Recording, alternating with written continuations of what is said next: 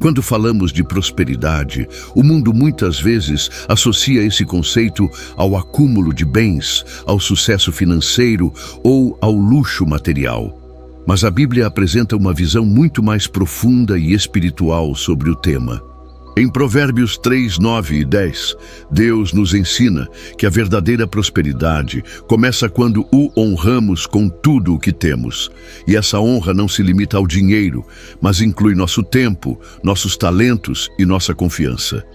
O texto diz: honra ao Senhor com os teus bens e com as primícias de toda a tua renda, e se encherão os teus celeiros e transbordarão de vinho os teus lagares. Aqui vemos um princípio divino. Quando colocamos Deus em primeiro lugar, Ele cuida do resto. A prosperidade bíblica não é sinônimo de egoísmo ou ostentação, mas de bênção com propósito. Em Josué 1:8, por exemplo, Deus promete sucesso àqueles que meditam em sua palavra e a praticam. Já em Salmo 1:3, o justo é comparado a uma árvore plantada junto a águas que frutifica no tempo certo. Ou seja, a abordagem cristã sobre prosperidade está ligada à fidelidade, ao temor do Senhor e ao fruto espiritual, não apenas ao ter, mas ao ser. No entanto, há um alerta. A Bíblia também adverte contra a ganância e a ilusão de que o dinheiro traz segurança absoluta. A verdadeira prosperidade, segundo Jesus, vem quando buscamos primeiro o reino de Deus. É nesse equilíbrio entre a fé que honra a Deus e a responsabilidade com os recursos que Ele nos dá, que encontramos a prosperidade que edifica a alma, sustenta a família e glorifica o nome do Senhor. O chamado para consagrar a Deus as primícias de toda a tua renda vai muito além de um simples ritual religioso. É um ato profético de reconhecimento e submissão. Na cultura bíblica, as primícias representavam o melhor da colheita, o primeiro e mais valioso fruto do trabalho, entregue a Deus antes que qualquer outra parte fosse usada para sustento pessoal ou negócios. Esse princípio, estabelecido ainda no Antigo Testamento, revela um convite à prioridade radical. Deus não aceita o que sobra, mas exige o primeiro lugar em nossas vidas e recursos. Quando Abel ofereceu as primícias do seu rebanho, sua oferta foi aceita porque nasceu de um coração que entendia o valor da excelência na adoração. Em contraste, Caim trouxe do fruto da terra sem essa entrega intencional, e sua oferta foi rejeitada. A lição é clara: honrar a Deus com os primeiros frutos não é sobre quantia, mas sobre postura do coração. É declarar na prática que Ele é a fonte de tudo o que temos e que confiamos nele para suprir o restante.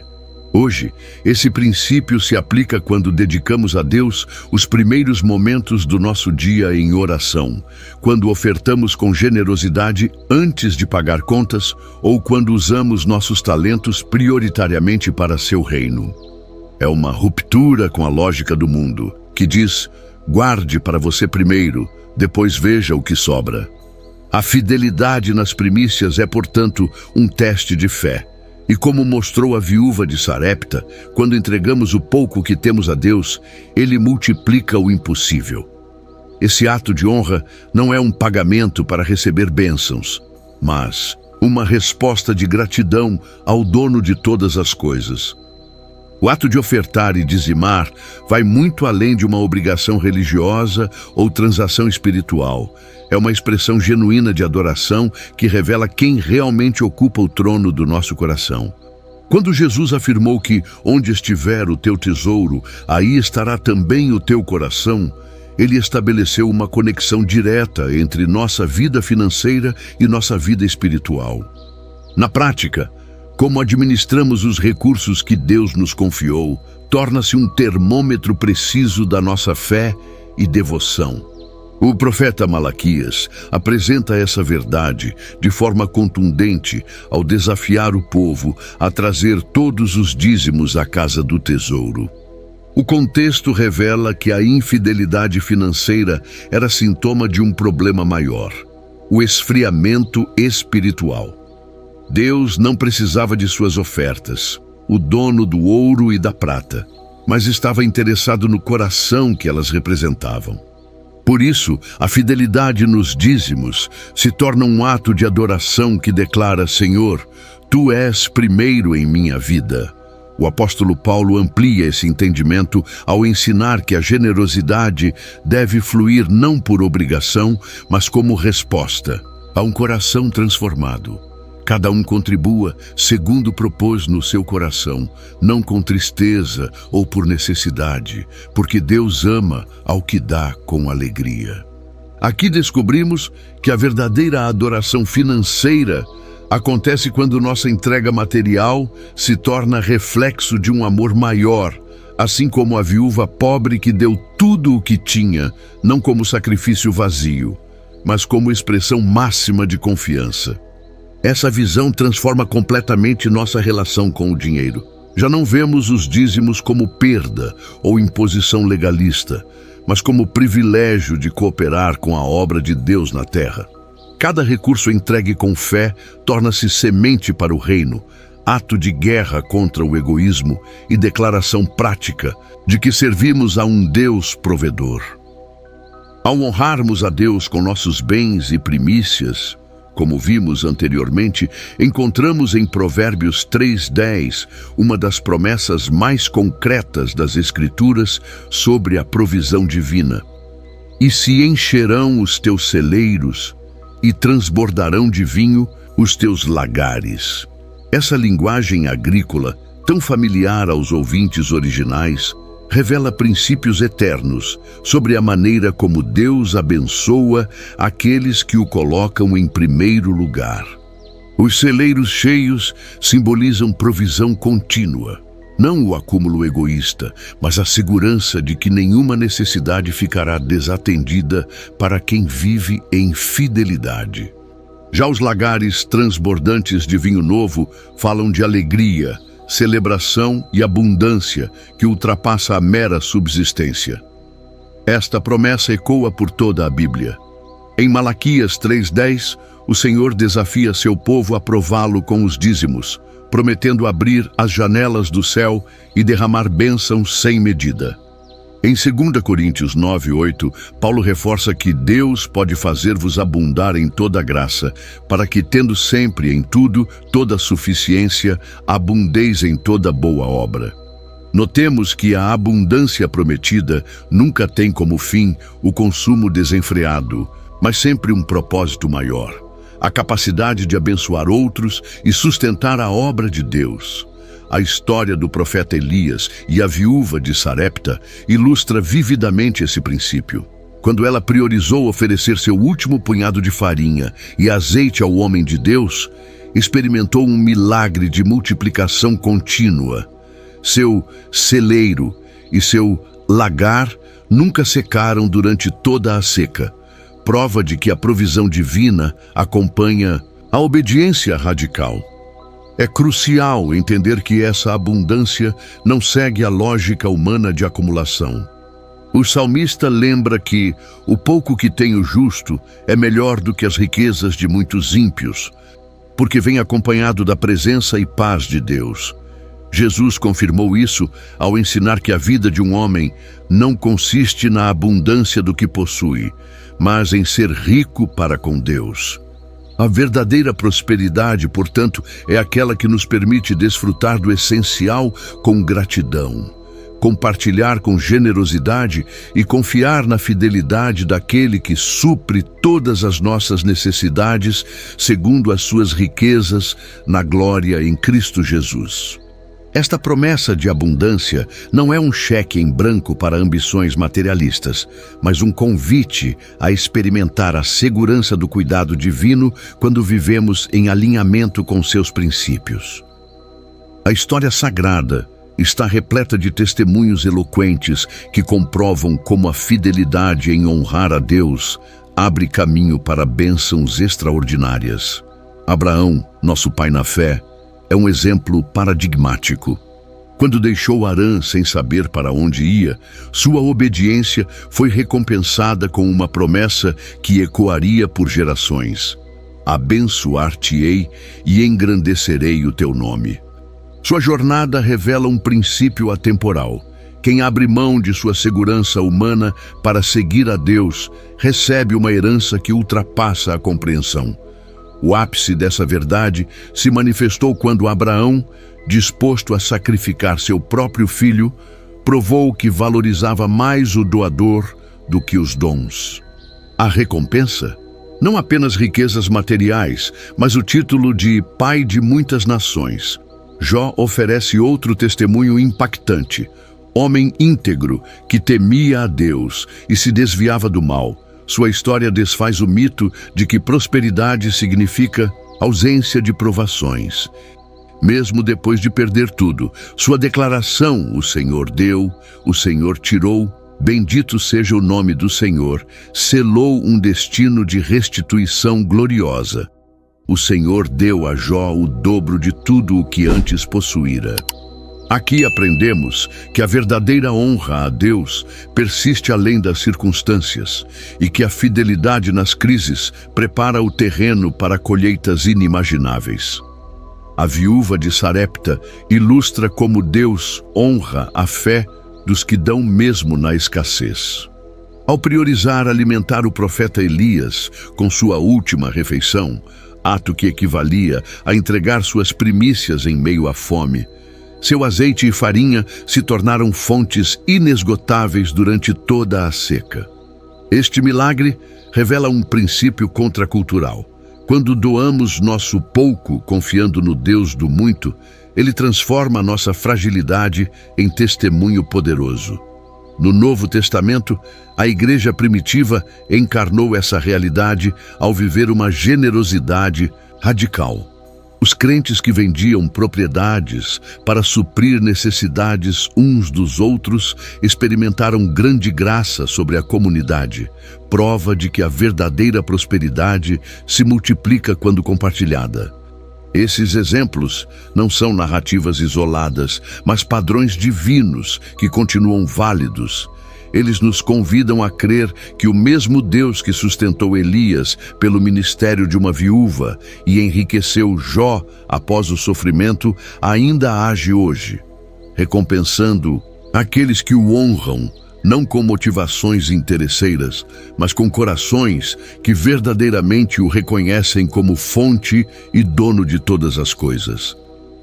A Escritura registra histórias marcantes de homens e mulheres que experimentaram a fidelidade divina ao colocarem Deus em primeiro lugar em suas vidas e recursos. Um dos exemplos mais contundentes é o de Abraão, que recebeu a promessa: abençoar-te-ei e engrandecerei o teu nome, e tu serás uma bênção. Sua jornada de fé revela um padrão divino. Quando deixou sua terra natal sem saber para onde ia, e quando estava disposto a sacrificar seu próprio filho, Deus não apenas proveu como multiplicou extraordinariamente seus bens. A narrativa de Jó desfaz o mito de que prosperidade significa a ausência de provações. Homem íntegro que temia a Deus e se desviava do mal, ele perdeu tudo, mas manteve sua fé declarando: o Senhor deu, o Senhor tirou, bendito seja o nome do Senhor. Essa postura pavimentou o caminho para uma restituição que dobrou tudo o que possuía, demonstrando que a fidelidade incondicional atrai a bênção sobrenatural. No contexto do ministério profético, a viúva de Sarepta tornou-se símbolo do milagre que acontece quando se prioriza a obra de Deus. Ao oferecer sua última refeição a Elias, essencialmente suas primícias em tempos de fome, seu azeite e farinha se tornaram inesgotáveis. Este princípio ecoa no Novo Testamento com a oferta da viúva pobre, cujas 2 pequenas moedas, por representarem tudo o que tinha, foram declaradas por Jesus como a maior oferta de todas. A igreja primitiva viveu isso coletivamente, quando os crentes vendiam suas propriedades e bens, distribuindo o produto entre todos, à medida que alguém tinha necessidade. Essa generosidade radical resultou em grande graça sobre todos, provando que a verdadeira prosperidade flui quando os recursos são administrados como dons sagrados. Estes exemplos não são meros relatos históricos, mas testemunhos vivos, que revelam um princípio espiritual imutável. Quando honramos a Deus com nossos recursos, tempo e talentos, especialmente em momentos de maior fragilidade, colocamos em movimento as promessas divinas de provisão. Eles nos ensinam que a fidelidade precede o milagre e que a verdadeira prosperidade sempre tem como objetivo final a glória de Deus e o benefício do seu reino. Viver os princípios de Provérbios 3, 9 e 10 em nosso contexto atual exige mais do que conhecimento teórico. Demanda uma transformação na nossa maneira de enxergar e administrar todos os recursos que Deus nos confiou. O primeiro passo prático é reconhecer que tudo o que possuímos, dinheiro, tempo, habilidades e oportunidades, já pertence a Deus. Essa mentalidade muda radicalmente nossa abordagem. Deixamos de perguntar, quanto devo dar, para perguntar, quanto devo guardar para mim, invertendo a lógica natural do coração humano. Na prática financeira, isso significa estabelecer prioridades espirituais antes mesmo de pagar contas ou fazer investimentos. Quando recebemos nosso salário, a primeira parcela deve ser separada para o reino, não como sobra após os gastos, mas como ato intencional de reconhecimento que Deus é a fonte. Essa disciplina, quando feita com alegria, torna-se um ato profético que declara nossa confiança na provisão divina. Além dos dízimos, inclui ofertas voluntárias para obras missionárias e ajuda aos necessitados, fechando assim o ciclo completo da mordomia cristã. Mas a aplicação vai além das finanças. Honrar a Deus com nossos bens também se expressa quando dedicamos os primeiros momentos do dia à oração, quando usamos nossos talentos prioritariamente para servir na igreja e quando compartilhamos nossos recursos materiais sem esperar retorno. Até mesmo a maneira como lidamos com dívidas e compromissos financeiros reflete esse princípio, pagando pontualmente o que devemos e evitando luxos desnecessários enquanto há necessidades no corpo de Cristo. O desafio contemporâneo é viver essa verdade em meio a uma cultura consumista que incentiva a acumulação egoísta. Requer coragem para ser contracultural, administrando tudo com sabedoria, desde o cartão de crédito até o planejamento de herança, sempre com o objetivo de glorificar a Deus. Quando essa mentalidade se torna estilo de vida, experimentamos o cumprimento da promessa. Celeiros cheios não por excesso, mas por suficiência. Lagares transbordantes não de luxo, mas de contentamento. Essa é a verdadeira prosperidade bíblica, não medida pelo que acumulamos, mas pelo que compartilhamos. Não pelo que temos, mas pelo que Deus faz, através do que lhe devolvemos. Ao chegarmos ao final desta reflexão sobre Provérbios 3, 9 e 10, fica claro que a verdadeira prosperidade nunca termina em nós mesmos. Ela sempre aponta para algo maior. A abundância prometida por Deus não é um fim em si mesma, mas um meio para cumprir seus propósitos eternos. Quando Jesus disse, dai e ser-vos-á dado, ele estava revelando um princípio espiritual. A generosidade abre portas para que as bênçãos fluam, não para serem acumuladas, mas para serem compartilhadas. Prosperidade bíblica sempre carrega uma dimensão missionária. Abraão foi abençoado para ser uma bênção. A igreja primitiva experimentou unção e crescimento justamente quando seus membros ninguém considerava exclusivamente sua nenhuma das coisas que possuía. Isso nos lembra que celeiros cheios têm um objetivo claro: alimentar os famintos.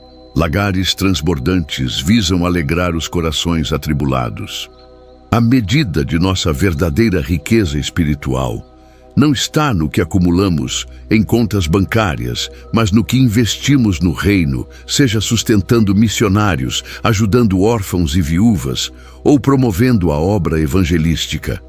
Esta visão nos liberta da armadilha do materialismo disfarçado de espiritualidade.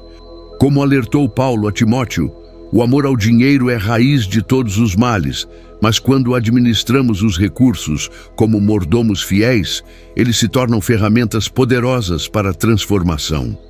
A grande lição de Provérbios 3, 9 e 10 é que honrar a Deus com nossos bens não é um mecanismo para manipular bênçãos, mas uma expressão de amor que reconhece sua soberania sobre todas as áreas da vida. Que nossa jornada de fidelidade financeira seja marcada por esta consciência. Cada recurso que Deus nos confia traz embutida uma oportunidade de glorificá-lo e abençoar vidas. Assim, viveremos a plenitude do que significa prosperar, não segundo os padrões efêmeros deste mundo, mas de acordo com a riqueza insondável que há em Cristo, onde verdadeiramente a piedade com contentamento é grande ganho. Esta é a prosperidade que perdura, a que edifica legados eternos, enquanto aguardamos a herança incorruptível que nos está reservada nos céus. Que essa mensagem tenha edificado sua vida. Agora quero saber de você. O que Deus falou ao seu coração hoje? Deixe seu comentário aqui embaixo. E se Deus te abençoou, compartilhe com alguém que também precisa ouvir essa palavra. Não se esqueça de deixar o like e se inscrever no canal, para continuar recebendo conteúdos que vão fortalecer sua fé. Que Deus o abençoe poderosamente.